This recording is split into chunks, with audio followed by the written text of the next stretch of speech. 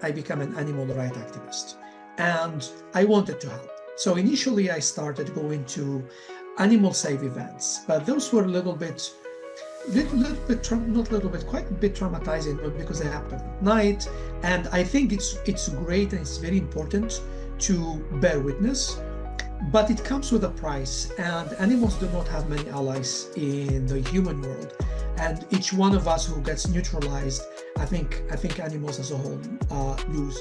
Plus, I realize that kind of activism is probably more impactful for people who are not vegan, because you see animals go into the slaughterhouse, you know what that is all about. I totally agree. I hear what you're saying. We are a tribal people. We want to fit in, we want to belong, and to ask somebody to step out of that is a courageous act. Now, as you mentioned, a lot of people start on this journey with health because, as you said, the science is out, right? This is the healthier lifestyle. But then once you get into that, and in a lot of cases, people then are able, because we are fortunate that we have choices. It's not, people sit in a town hall somewhere and make a decision, okay, let's change our values today. It takes time. Welcome to the Better Life for Animals podcast, where we amplify the voices of animal advocates, sanctuaries, and changemakers working toward a kinder, more compassionate world. Through powerful stories and expert insights, we shine a light on the efforts to rescue, protect, and advocate for animals. Be sure to subscribe wherever you're watching or listening. Every follower helps us reach more people. And support animal sanctuaries. Enjoy the conversation. Faik Bouhrik is the founder and CEO of Veggies, where he works to create a kinder world through the vegan economy. His goal is to support animal sanctuaries around the world and ensure that all animals are respected and cared for. Faik believes that living a plant-based lifestyle is important for our health, the environment, and ethical choices. By promoting veganism, he hopes to inspire others to think about how their choices affect our planet and its inhabitants. Alongside with his work with Vegius, Faik teaches mathematics and physics at the College of Health and Sciences at North State University. He loves helping his students understand scientific concepts and to develop skills that tackle real-world challenges. As a cosmology researcher, Faik studies galaxy cluster mergers to learn more about dark matter and the universe. Faik, welcome to the podcast. What a great resume you have. Your work with Veggies focuses on creating a kinder world through the vegan economy. What inspired you to start this journey, and what does vegan economy mean to you?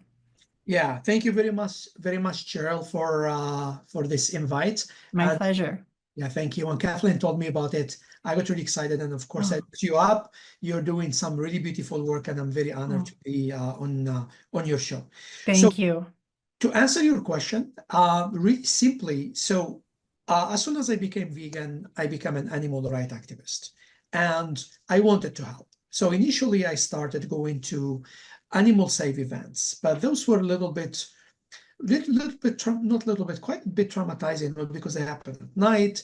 And I think it's great and it's very important to bear witness, but it comes with a price, and animals do not have many allies in the human world. And each one of us who gets neutralized, I think animals as a whole lose. Plus, I realize that kind of activism is probably more impactful for people who are not vegan, because you see animals go into the slaughterhouse, you know what that is all about.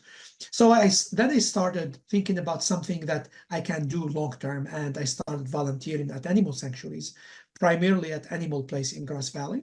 And then very quickly I noticed that animal sanctuaries, they usually are founded by women, people with a lot of empathy and resilience and resourcefulness. I'm not saying all women are this way. The group happens to be, those qualities, and they happen to be women.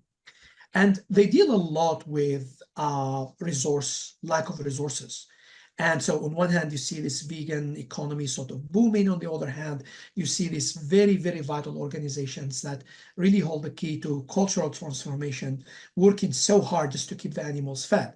And then you could only imagine if they had more resources, what they can do in terms of So true. outreach and all of that. Yeah, so then I thought about maybe starting a project where I can bring these two things together, offer a service to where there is demand, at the same time create something that is truly grassroots. Initially, I started thinking of it as a nonprofit, but I very quickly realized nonprofit wasn't the right legal structure. So it's, even though it's a company, for-profit company, but it really is, I mean, it operates as sort of a hybrid. And so what it is, it's basically, you can say, on a very simple terms, something like the vegan Airbnb or vegan-friendly Airbnb plus Eventbrite, with animal sanctuaries worldwide are invited to be, stakeholders in a real sense. So we call them honorary partners. And any animal sanctuary that joins us becomes automatically eligible to receive 50% of our revenue. And also to create transparency, we are adding a tracker. So we have had a website for a while, but now we are restarting the website because we are building an app, and the app will be launched at the end of this month. So we integrated the website into the app, and we have the stays, but with the app and the new website, we're going to have events and experiences as well. So if I understand Faik correctly, this service will allow people who want to visit a sanctuary, a place to stay nearby, a way to sign up, a way to enhance their experience. Do I have that right? Yes and no. So yes and no. Okay. It's not just sanctuaries. So let's say we do the ticketing for some event. Let's say the Sacramento Vegan Festival. Okay. And we will handle the ticketing the same way Eventbrite does. Okay. So Eventbrite, for handling each ticket, is going to charge a service fee. So we take that service fee, and then automatically animal sanctuaries in the area become eligible to receive 50% of that automatically, even without them doing anything. So there are events that happen at sanctuaries, and sanctuaries are our partners. But there are events that don't happen at sanctuaries, but sanctuaries are still our partners, and we give them 50% revenue regardless. So it's a general commerce opportunity, but your money, the proceeds, some of them are going toward the good animal sanctuaries. And then, okay, I see. So it's a way of raising money for them. Correct. 50%, and it automatically, even if they have nothing to do with the event or the stay, let's say somebody just renting that Airbnb in Sacramento, but automatically we give 50% of the service fee to the sanctuary. So we do all the work, and then we structured it in such a way that we made them real stakeholders, and that is going to allow them to care for more animals and to be able to do more outreach and more educational programs and things like that. So it's really ambitious, and we are working on realizing it. But I just see that as sort of a structural solution to this funding for sanctuaries, and philosophically, I just honestly believe that people who work so hard for animals and the animals themselves, they are entitled to some of this abundance that's out there. So true. So that's where I'm coming from philosophically and strategically. I love this idea. So if I hear you right, it's like a concert.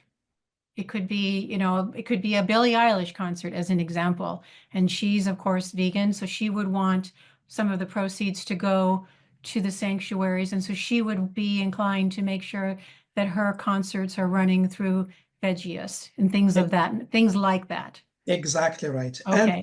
Exactly. And we are adding a tracker so that people will be able to see exactly where the money is going. So when we say we are donating money to these sanctuaries, but then if nobody can see anything, we want to be able to trust, in the sense that people will be able to see, oh, my ticket has made this much of an impact. And not just that, and an animal, let's say Animal Place, oh my God, they got this much. But Animal Place will be able to also see, oh, we got this much, and they can confirm that. So it's very open and transparent. It's a glass ceiling, and we want it to be that way. And even for the portion that does not go to sanctuaries, I want to make sure that that one is also, there is a glass ceiling on that one as well, because I want to create as many jobs as possible for talented animal rights activists worldwide, and all of beautiful. that. I'm choosing that. I'm choosing those ideals, and this gets back to your question about the vegan economy. So to me, there are two ways you can do it. You could capitalize veganism or you could veganize capitalism. And it's very, very different. So capitalizing veganism is just, you bring in the logic of the market, you go into this sort of booming sector, and well, you may use some little bit of green washing and compassion washing, but it's just all talking.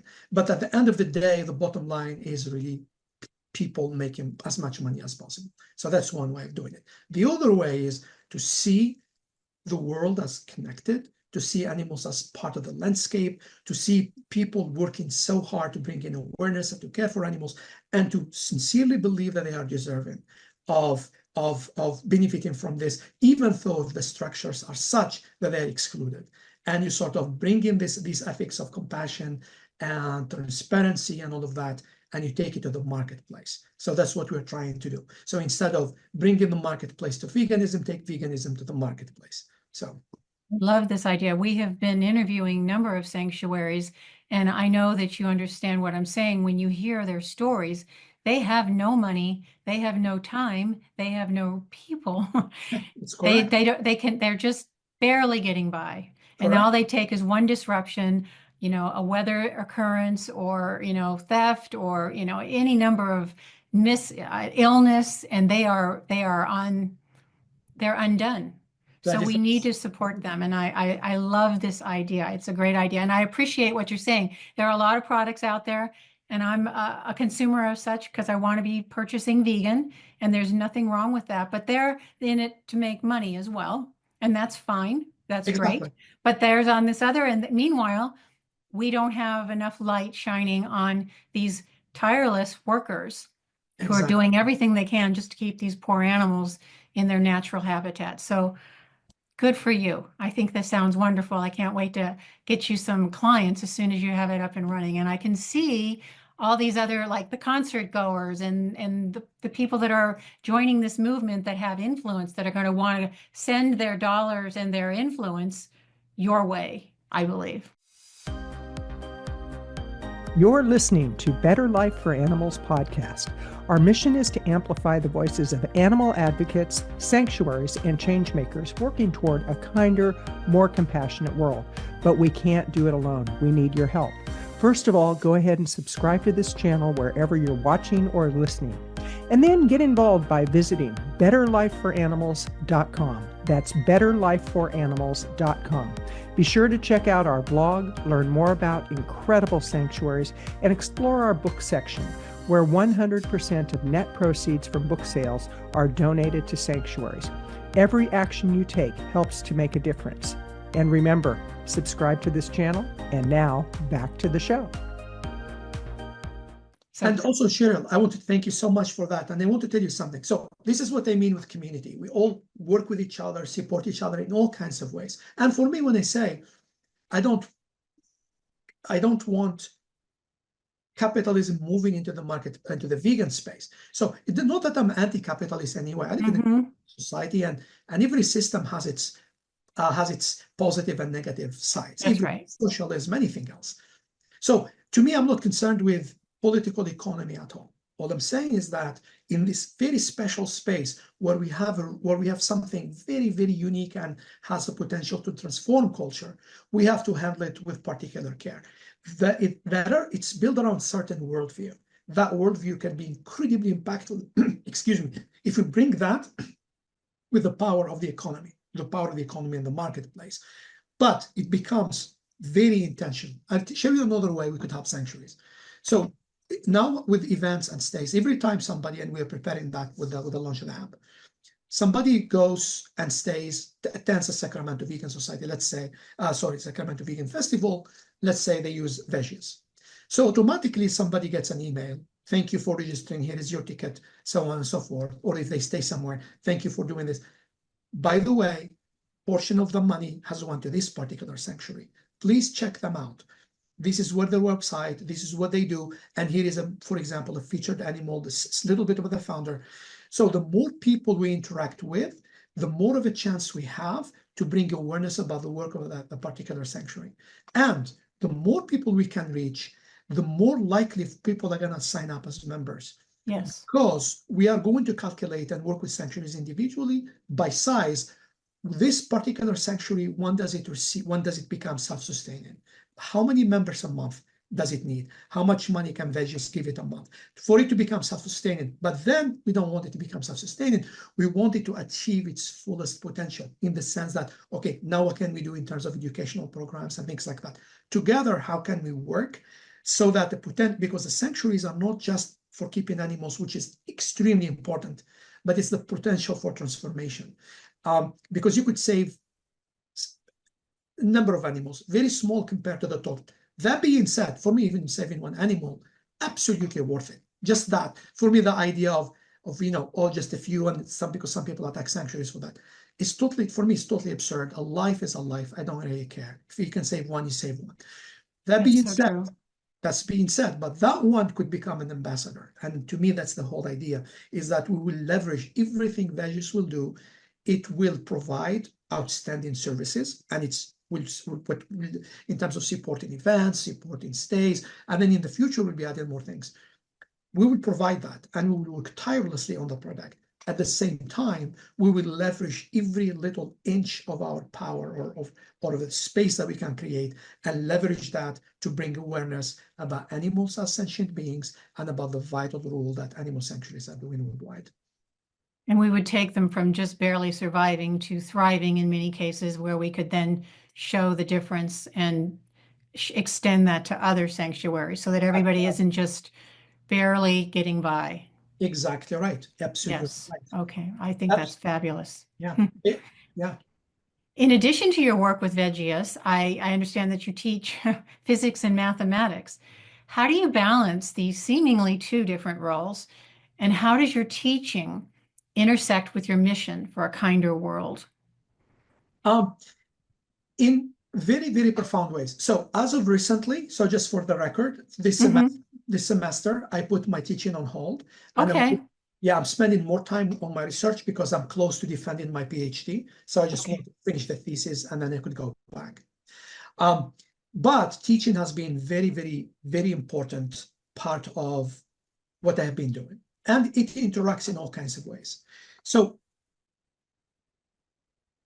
being vegan, being an animal rights activist, and allowing my empathy, allowing empathy and compassion and sort of leaning into that part of me has made me a much better person. So I'm able, for example, in the classroom, I'm literally able to sense students' feelings. So to me, when I teach, so I'm teaching, I'm communicating something. It's not some information I just put on the board and then that really isn't, that's just literally a medium. I'm interacting with the students and I'm adjusting and I'm finding ways to communicating with them just based sometimes on just facial expressions. So to be that attuned to people's emotions, one has to be attuned to their own emotions, and being vegan and being an animal rights activist has very, very importantly played a very important role in that. So that's one thing. The other thing is communicating an idea. How do I go from understanding a concept to communicating it to someone, and then that person listening to me, understanding it enough, engaging with it enough, and then owning it and considering it to be their concept. So that now, okay, I get it. So I see what this is. Okay, I could ask questions about it and all of that. So I bring that into my activism. So for example, when we do cubes of truths and things like that, is how when you engage with people. So you teach them, but not in the sense of you're here and they are here and then you're just dumping information on them. You are just sort of providing them with tools so that they will be able to have very fruitful conversation with themselves, so that the topic in front of them, from being something completely strange to something they actually eventually own and understand and use. And I think those two things, I think they came very strongly in terms of informing each other. So the emotional side, and that makes you a much better teacher, and then also the skills that you use as a teacher and how you communicate veganism and the importance of veganism and animal rights activism and things like that. So what I'm hearing is there's a mind-heart connection that maybe science just has traditionally dealt with the mind, and a lot of these softer topics are dealing with the heart, but that the two are not necessarily intersecting. And this cause that we are advocating for requires that we start with the mind and that we reach into the heart and we have to grab them by where they feel. Absolutely. Because this is about feeling. It's not about, we can tell you it's good for you to eat this way or you're hurting that animal or whatever. But if you don't feel it, if you don't have a personal connection to it, some of that information just goes in one ear and out the other. I think that's great that you have all those skills because you've been experienced working with students who you see when the light bulb goes off or when the heart shines or when it doesn't. And I'm hearing you have learned how to sort of navigate different ways to, okay, that person maybe needs to hear it this way or needs to see it from this example. And I love the idea of not just, well, here's my information, get it or don't, you're saying, no, we need to work on this until you do get it. Because in this cause, we don't want to leave anyone behind. We want to be able to reach out and connect. Absolutely right. Absolutely right. Yeah. Yeah. Because I think there's like one or two, maybe in an optimistic survey, there might be as many as 3% of us. So we need more of us. We need everybody speaking on this topic, and we need to grow this, as soon as possible for everyone's sake, including and mostly, I think, for the animals, Absolutely right. 100%. Yeah. So what advice would you give to someone who's hesitant about exploring this vegan economy or starting their own plant-based journey? I think what it is that, so it depends on what the hesitation is coming from. So it will be hard to give sort of like a generic answer, but the more people, and this is again, this takes us back to that empathetic communication, is that you put that then I will be able to put myself in their shoes and then be able to talk to them from there. Like for example, culture. So many people are hesitating just to even consider it. Well, because it is very natural. So for me, more and more, I'm understanding and I'm appreciating the cognitive limitations that are imposed on humans very naturally. Our brains didn't evolve to maximize empathy or to maximize thinking or to maximize self-interest in a healthy way. They weren't. We are a mass. People are tribal, are egoistic, are easy to control, in the sense that it's extremely terrifying for people, no matter what they say, to step out of sync with the tribe. It's extremely hard. It's not natural. So when we are asking people to become vegan, we are asking them to do something very natural, in the sense that it is so much more synced with nature.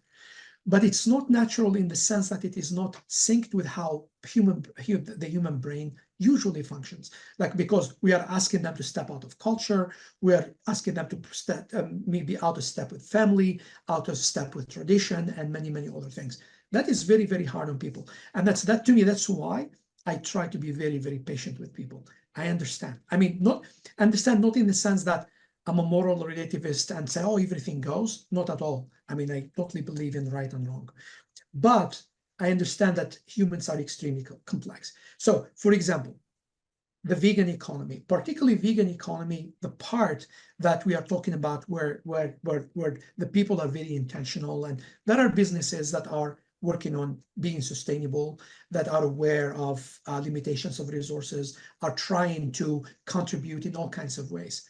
So long-term, businesses like that are much more beneficial to the human population as a whole, in relationship to other animals, to the earth. So it's in our self-interest, if you actually think about it, to move in that direction. So and in fact, I like to talk about that, because even if we don't see, or even if somebody doesn't have the compassion angle for animals doesn't come right away, even pure self-interest, it's very obvious that the path that we have taken since we adopted animal agriculture is a dead end. That path is actually a dead end.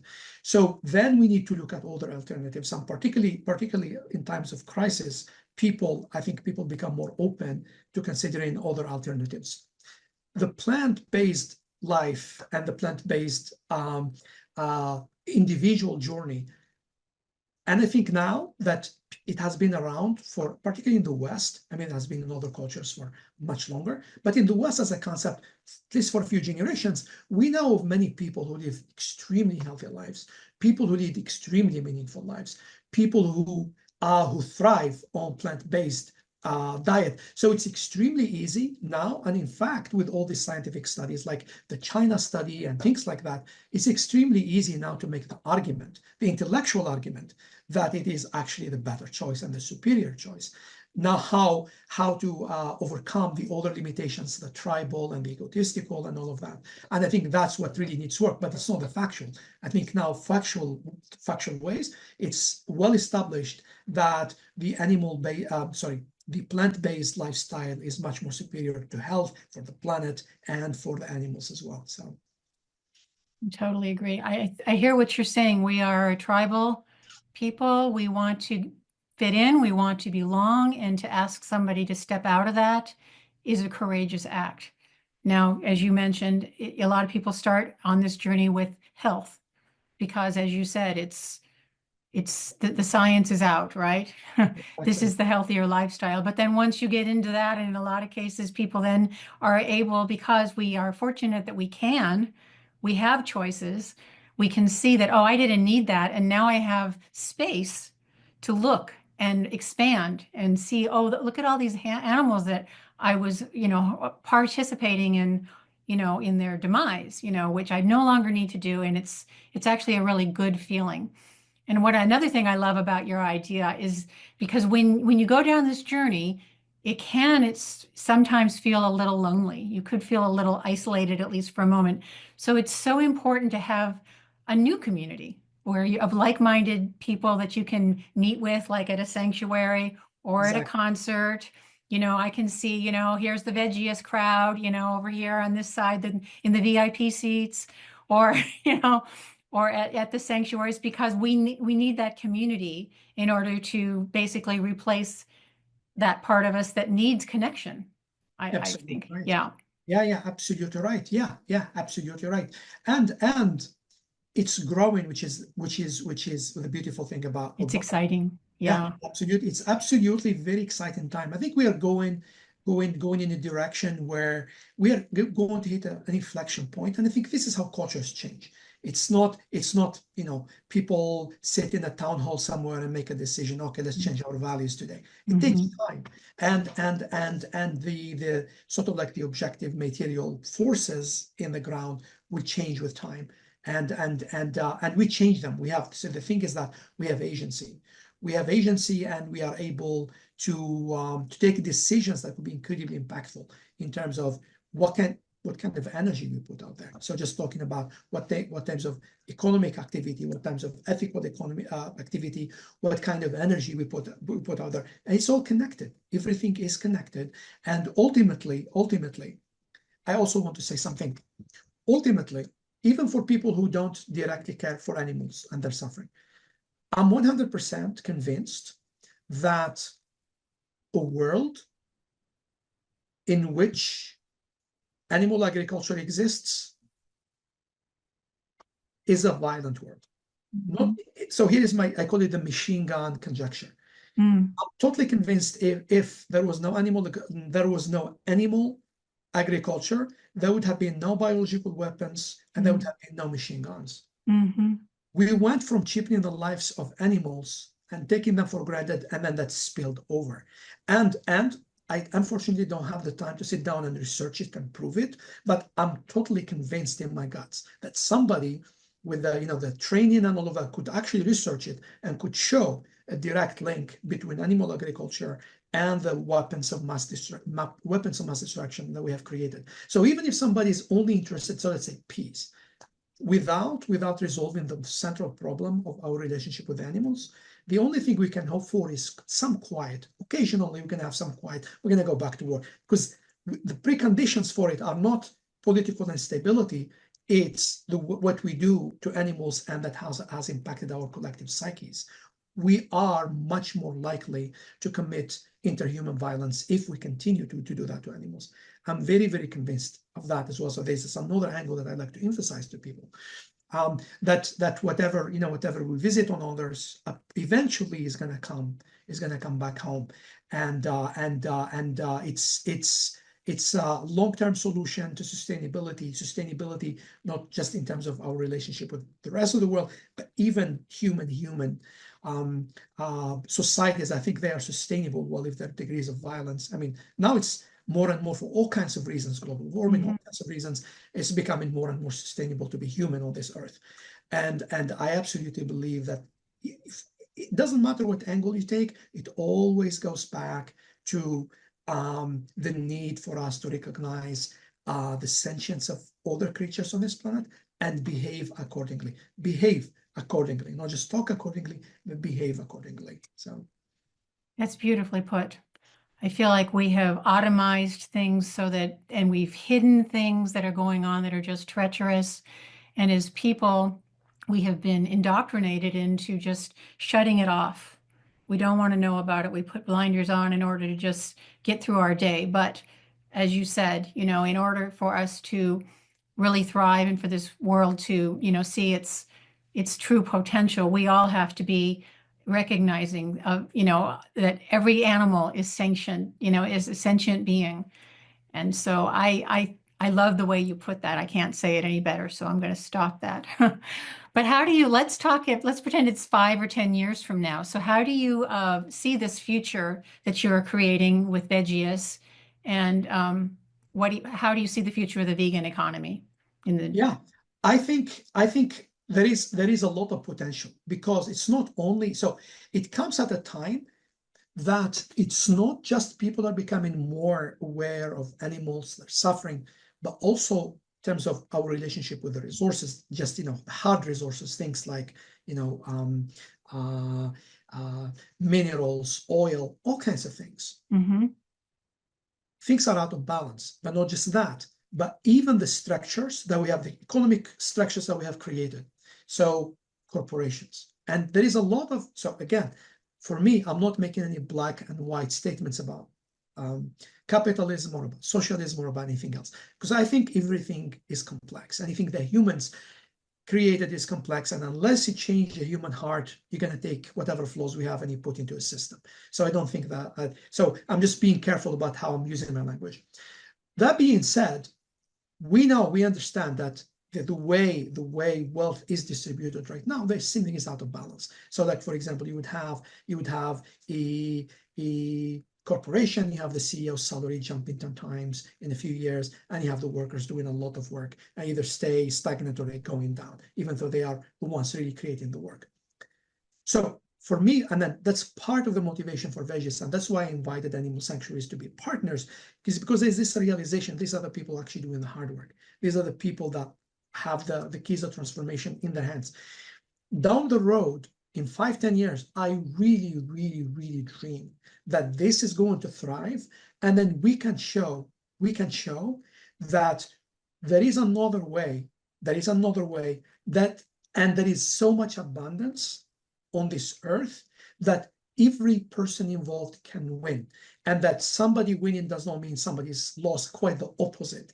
Us winning together is probably the most sustainable and the most wholesome way of doing business. So down the road is that I would really dream of seeing many sanctuaries being supported, educational programs, particularly for children, are in place, are being funded, and we are going in such a way that it's not only that our dealings with each other are transformative, are not simply transactional. And that is the thing that I see a lot of. It's transactional. It's just, I buy from here, I sell from here. But the economic activity is no longer transactional. It's something that, of course, has an element of that. It's unavoidable, just the way how things are. Yet at the same time, can be made to be very impactful and very transformational. So transformational company that could thrive instead of a transactional company fighting with other transactional companies, and dog eats dog. So I'm betting on this. I think it's I'm betting on the transformative sort of structure, and I feel it's the way in the future. So we will see. We'll see in 5 to 10 years. I'm betting with you, Faik. Oh, thank I you. love it. Can you tell our listeners how we can find you, how we can support you? Thank you very much. Yeah, so for now, people can sign up because we put the the stays on hold just for now because we are, rebuilding the website and integrating with the app. But you can find us, and you could actually be added to the waiting list, and you will be added to the you'll be sent information and a link to the app as soon as it's ready at the end of this month, March. It's Vegius, VEGIUS.com. So you go to the landing page. So we go there, you're going to find the landing page, and then that just gives you the option to be added, and that will be that is actually our website, and then that's where everything will be happening. And then there will be an app, both Apple and in Google Store. So excellent. Well, Faik, it has just been a pleasure to talk with you today. I'm so excited on your new venture. I'm a huge fan, and I'm looking forward to great things happening for yourself as well as for the company and in the service of a more compassionate world. Thank you so much. Thank you so much, Cheryl, for inviting me for this podcast. I really love what you're doing. I've been reading more since the invitation about what you have been doing, and I feel incredibly honored. So thank you so much for your support and for having me join you. Thank you. Absolutely. Yeah. Thank you for joining us on the Better Life for Animals podcast. Together, we can create a world where all beings are treated with dignity, respect, and care. If you enjoyed this episode, be sure to subscribe, rate, and review wherever you're listening. It helps us reach more people and spread awareness about the incredible work happening in animal sanctuaries. You can also share this episode with friends and fellow advocates to keep the conversation going. Until next time, keep speaking up, taking action, and making a difference for the animals.